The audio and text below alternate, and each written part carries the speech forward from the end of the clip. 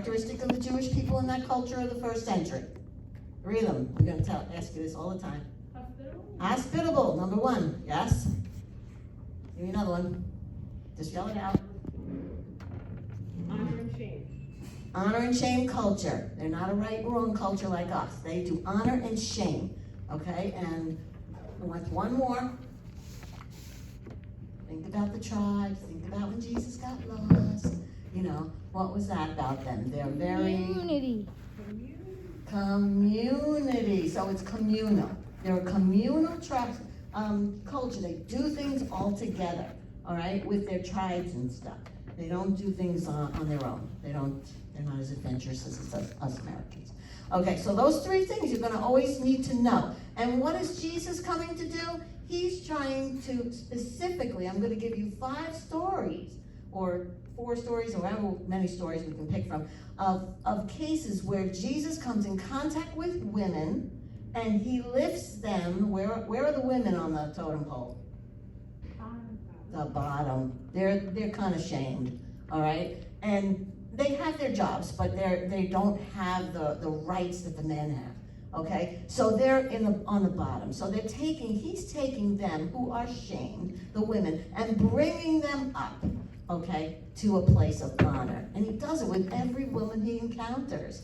And that's what's so cool. And he'll do it for you. So just remember that. He'll always do it for you.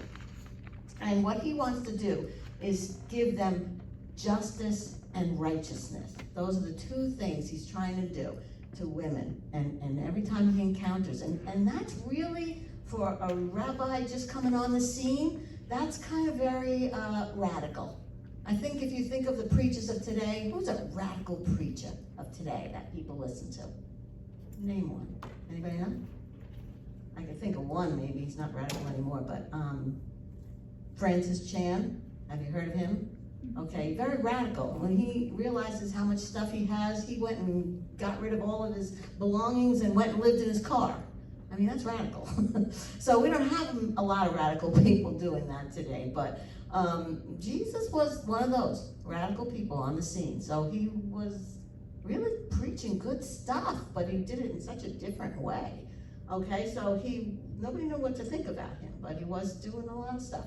So anyway, we're going to go into the story of the Samaritan at the well, the woman at the well. And we've heard this in Sunday school 1,000 times, right? Right? Okay. So we know the story, but I'm just going to add a little bit here.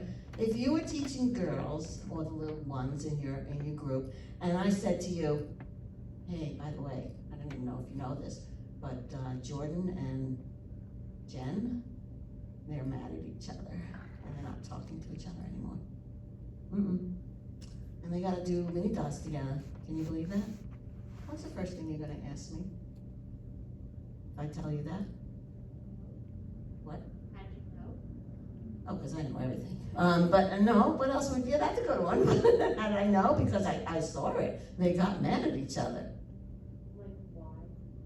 Why? Why are they mad at each other? So if I go now and ask you, because that's the first thing I would ask, what happened? Why is he mad? Right, exactly. So if I were to ask you that we know pretty much that the Jews do not like the Samaritans. Why? Isn't one of these kids going to ask you why? We just keep going on with the story about he came to the well, she came to the well, and all this stuff like that. But nobody stops to say, why don't the Jewish people like the Samaritans? So does anybody know? Like it's, this has gone on for 700 years, and everybody knows they just don't like each other. Well, we need to know why and understand what happened. So just in case somebody asks you. Well, here's what happened. You see, think about Israel, it's only the size of New Jersey. And look how many people fight for Israel and are attacking Israel. It's the size of New Jersey, and it's got such power. But here we go. We have this, back in the day, like a long time ago, there was, this feud started in 931 BC. That's before Christ. Okay, so he didn't come on the scene. That's how long this feud has been going on. So what happened is they have, how many tribes were there when they first had all those kids and they named them into tribes? how many were there? 12? 12, thank you. There's 12 tribes. So what happened was, if I split Israel in half, 10 of the tribes lived in the northern part of Israel, and on the bottom of the southern, only 2 stayed on that side, okay? So that's the way it was kind of divided. So what happened now is a neighboring country, Assyrians, they came and they attacked and invaded the northern part, okay? And when they did that, they took the Jewish people back to Assyria, where they exiled them. They were there for a while. And eventually, they came back. But before this feud happened, they have always known, the Jewish people have always been taught that we do not intermingle or intermarry with surrounding countries. They are chosen people. They are supposed to be made to be holy and worship the living God. And what they were afraid of, what do you think they were afraid of if you intermingle and intermarry with another culture? What could happen that God doesn't want to happen? They could fight, but when they're intermarrying them, they obviously like them, right? And they still fight. You know, we all fight even with our husbands, but we get over it at the end of the night. But what is he concerned about you, a culture mixing with another culture? What usually does happen? When you mix something, you get kind of a blend, don't you? Or you, in this case, he was afraid that the Jewish people would start worshiping their God, their pagan God, which is not the living God. The Jewish people worship a living God. And so that's why he said, don't intermarry, because that's what's going to happen. It's going to get all mixed in, and it's going to be different, which is exactly what happened. When they went into exile, when those Assyrians attacked the north and brought those Jews back to Assyria, they lived there for a long time, so they intermarried. They didn't just stay amongst their own. And then when they came back, okay, the northerners in particular, because they didn't go, and the southerners down the bottom, they didn't intermingle. They still kept to their culture and with their Jewish people. They didn't intermingle. So they would start judging those other ones. They would say, you're half-breed, you know, you're mixed, and they just really didn't like them. And it wasn't, very nice, but it is against what God told them to do. So I can understand them not liking that part of it, but treat people nice. But it went on and got worse and worse and worse. And they also, it got so bad, the division between the Samaritans, and they ended up calling this half-breed mixture Samaritans. Okay, so that's where they get their name.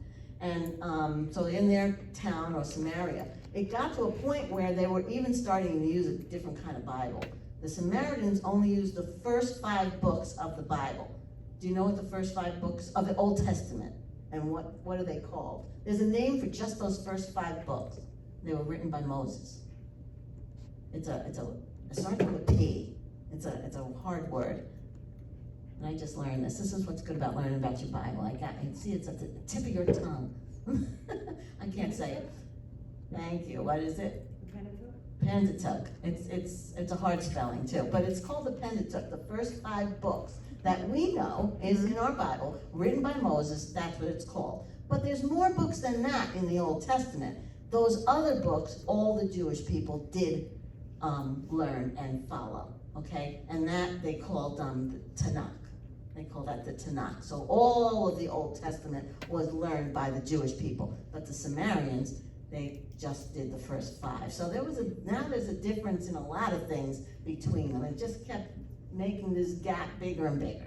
And they didn't like each other. They really didn't. So now you have the Jewish people, and wherever you live in Israel, you gather for those foot festivals. Remember I was telling you, there's Passover, there's 2 more. There's like a few, but Passover is the big one that we know, and you travel. You just don't have Passover in your house like we do at home. They traveled on foot to Jerusalem.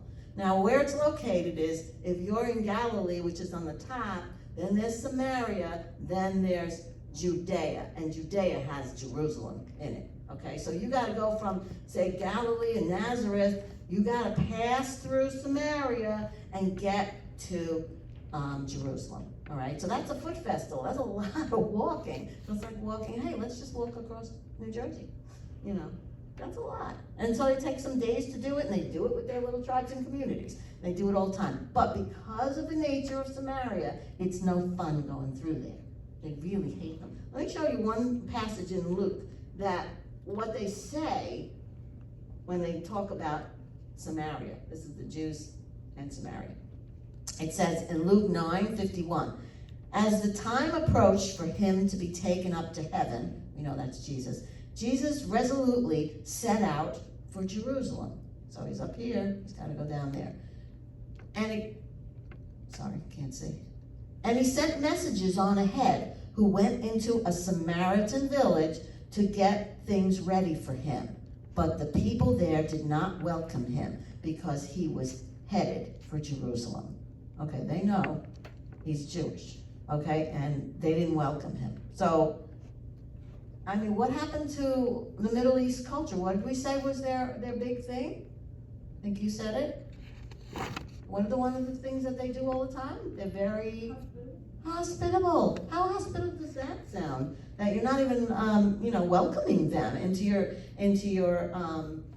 town. They're not at all. So this is just a big thing here, and this has to be stopped. So now, let me tell you also there's a few things about cultural consideration. So that just doesn't work here. That they don't seem hospitable to not let them go through their town. And then when the disciples, James and John, saw this, when they saw they weren't welcome, they asked, Lord, do you want us to call fire down from heaven to destroy them? I think that's a little much, don't you think? I mean, that doesn't sound very nice. Really, that's, anyway, Jesus rebuked them. He rebuked them, he said no. But that's what they wanted to do. Hey, they're not welcoming us here. That's very nice. We're in honor and, shame, and this just doesn't seem honorable. In fact, if you're not hospitable, that's considered shameful. So this is not working. But Jesus said, oh, let it go. Now let me just talk to you about a few things about things that we don't know before I get into the actual story with the woman. All right, here's the things about women that we need to understand about the culture. The women could not testify in court, and you know why that is? Because they were unreliable. The truthfulness of women can't be trusted. This is what was taught. The men would teach this, that they can't be trusted. So this is what is being learned, and this is what they know about them, the women, okay? This is another thing said by somebody of prominence in the Jewish culture. He who eats the bread of a Samaritan is like one who eats the flesh of swine. And if you know anything about the Jewish culture, they don't go for the swine. That's an unclean animal to them. So they don't do that. So they're equating women to swine, like the flesh of swine. This is horrible. Another person says this, the very spittle, that's your spit, of a Samaritan woman is unclean. Okay, so you know these things now. This is what is talked about women. And they also have part of their remember I was showing you the prayer shawl, and at the end they have the knots representing the 10 Commandments. There's other knots on there too, like I think 140 something or 60 something, forget. But those are also oral laws that they have. And one of them is about women. They just find the women are just not worth talking to, even to your own husband. That they don't, I mean they do, but it's just not. It's just so degrading is where it really seems like we've come a long way here. So there's a lot of animosity here. So now let's go to the woman at the well and see what happens, and see how all this, what Jesus did for this one woman. She's a Samaritan, okay, we know that about her. And, oh yeah, here's the one about the Mishnah, the oral laws. It says, it's bad to talk too much with womankind, a man's own wife even, Okay? Those who do talk much to women bring evil upon themselves and neglect the study of the law. So I guess they're a little bit of a distraction. But anyway, so that's what I'm saying. All these things about them is terrible. So now you know this, and now it sets the scene for when Jesus goes through Samaria to get to where he's going, and he encounters this woman. Okay, now the woman at the well, the Samaritan woman, is there at 12 noon. It says the 6th hour, which is 12 noon for the Jewish time. So she's out there, and she's by herself. Okay, what did I say about the culture? They do everything in groups, together. They're communal. She's alone. Why is she alone? Why, at the heat of the day, 12 noon, are you feeding your camels and doing that? Why? You can turn that on. Why is she doing that? Anybody know? Take a guess. Why isn't she with the rest of her people? The rest of the women? So we don't know the story about the Samaritan. Anyway, she's there because she's also rejected from her own community because she's been married 5 times. So several times. So there's lots of different things. So this woman is living in her own shame, and she's outcasts of the outcasts. You know, so this is very sad situation for her. So now let's pick it up, the story from John 4:1. It says, now Jesus learned that the Pharisees had heard that he was gaining and baptizing more disciples than John, although in fact, it was not Jesus who was baptizing, but his disciples were doing it. And so he left Judea and went back once more to Galilee. And how? Now, he had to go through Samaria, so he came to a town in Samaria called Sychar, near the plot ground Jacob had given to his son Joseph. And Jacob's well was there. And Jesus, tired as he was from the journey, sat down by the well, and it was about noon, as I said, when a Samaritan woman came to draw water. Okay, so pausing here because this is supposed to be the honor shame culture. They're supposed to be hospitable, and they are also communal. So what's wrong here? And what's wrong here is she's alone. And that's like I was saying. And this is because she's ostracized even amongst her own people. So that's where we're at here. So, who was the first one to talk to the woman? Did the woman talk to Jesus, or did Jesus talk to the woman?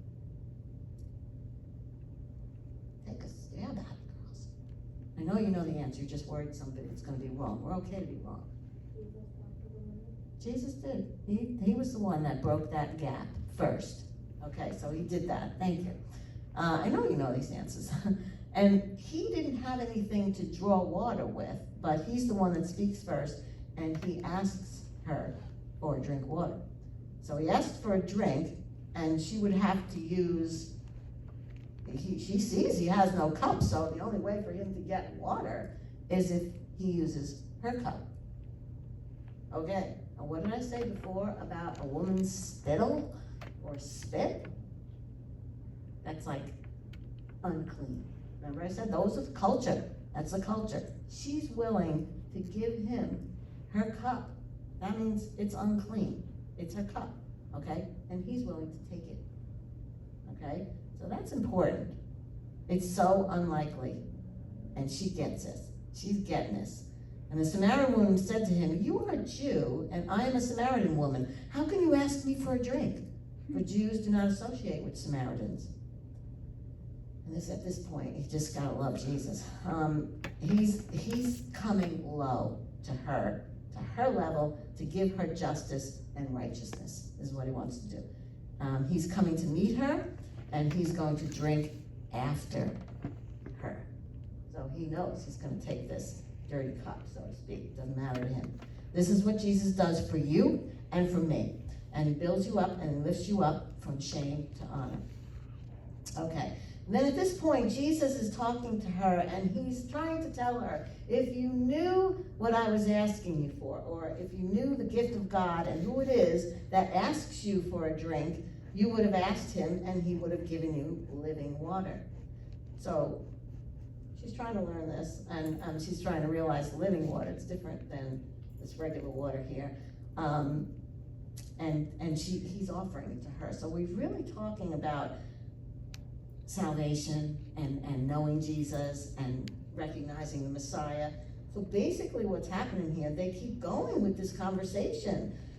You have nothing to draw with, and the well is deep. Where can you get this living water? Are you greater than our father Jacob, who gave us the well and drank from it himself, as did also his sons and his livestock? And Jesus answered, everyone that drinks this water will be thirsty again, but whoever drinks the water I give them will never thirst. Indeed, the water I give them will become in them a spring of water welling up to eternal life. So he's given her more than water here. He's giving her salvation. The woman said to him, sir, give me this water so that I won't get thirsty and have to keep coming here to draw water. She really needs this. It's just amazing because first of all, he's the rabbi. He's like a teacher. And it says, don't you just love him? He's talking to her. He's sitting there calmly talking to a Samaritan woman at noon in the heat, all alone, and anyone can see them, and they're talking much to womankind. All right. Then he says to her, he told her, go call your husband and come back. And she says, I have no husband. And she replied, you are right. When you say you have no husband, you are right. The fact is, you have had 5 husbands, and the man you now have is not your husband. What you said is quite true. So what he's doing, he's not calling her a sinner, he's recognizing her shame. Remember I told you that women can't get divorced, but men can just divorce you just like that for any reason, depending on who you follow or what rabbi says it. And she knows that, so she might not have done anything wrong. But the first husband divorces her, yeah, I don't like it, this one divorces her, and they just get what they want, and they divorce them, okay? And now she's with somebody and not even married, so that's still not where she's supposed to be at, but she's done. And then he recognizes this sad state that she's in, and nobody does. I'm sure that if you hear of somebody that's been married 5 times, what's your first reaction to that? What would it be? I have a brother-in-law like that, so I know. And it's when I hear him talk, he's now engaged to the 5th one now, and all of the girls before him were wonderful, beautiful, nice. And I'm sitting there listening to him go on with the 5th, and all I can say is, what is wrong here? Who's the one that's at wrong? What would you think? I just can't understand my brother-in-law. This is sad for me, but we try. And he just finds something wrong with every girl, but it's like the common denominator is him. And he doesn't see that. He doesn't see that at all. And now he's on his next one. And somebody says, when do you think they'll get married? I said, I don't think they will. I think this one's smart. But I don't know. It's something wrong here. But in this case, in this culture, you have her married 5 times. What are people saying about her?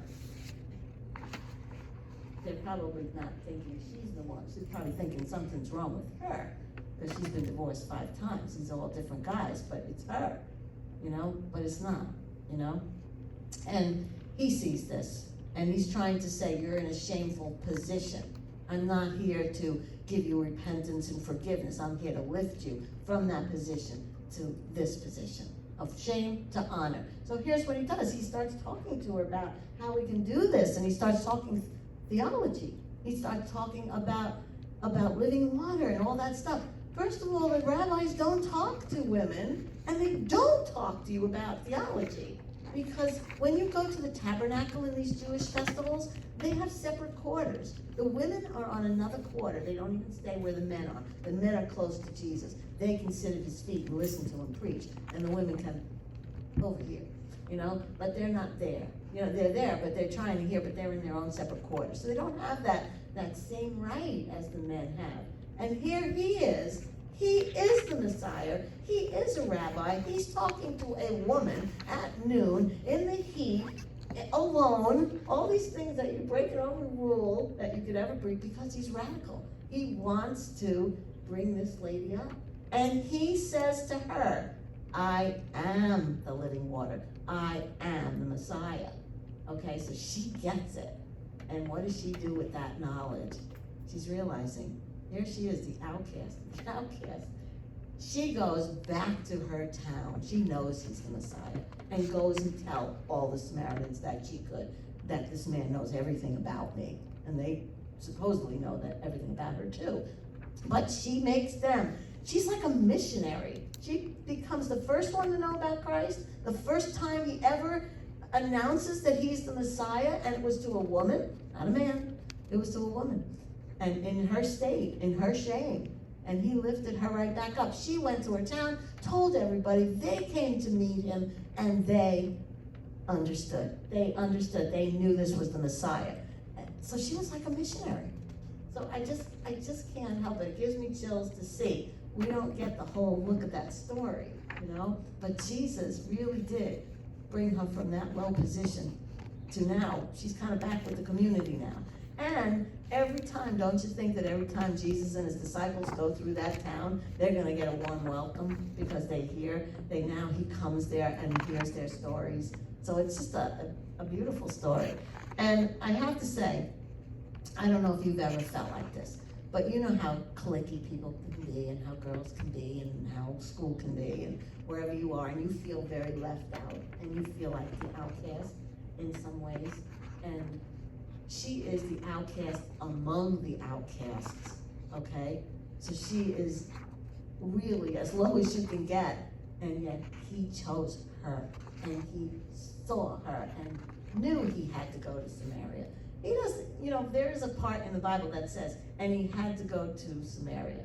There's a one little word in there, I think that's what he said, he had to go by way of Samaria. Why did he have to go? He had to do just what he did, bring this woman from shame to justice. So if you feel as low as you can be, he still sees you, and he will do that. The same thing that he did for her, he'll do for you, and that's where we get our title, Take Heart, Daughter. So this is the version I'm telling you is the version of your age and not yet down to the women, to the kids. But they still have to see, they still have to understand the culture a little bit and understand, wow, he's pretty radical to do what he did for her.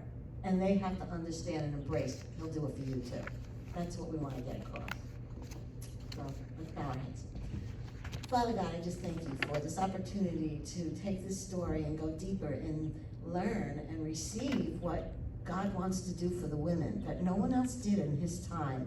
And we just thank you that he is there for everyone, not just the Pharisees, not just the upper echelon. He's there for the lowest of the low, and he doesn't even view them as that at all. He views us all as worthy of justice and righteousness. And we thank you for that. And I pray right now for any girl who always feels like the lowest of the low at times in her life, that your Father hears and sees you, and he will be there for you to bring you out of it. And we just thank him for that. In his precious name, amen.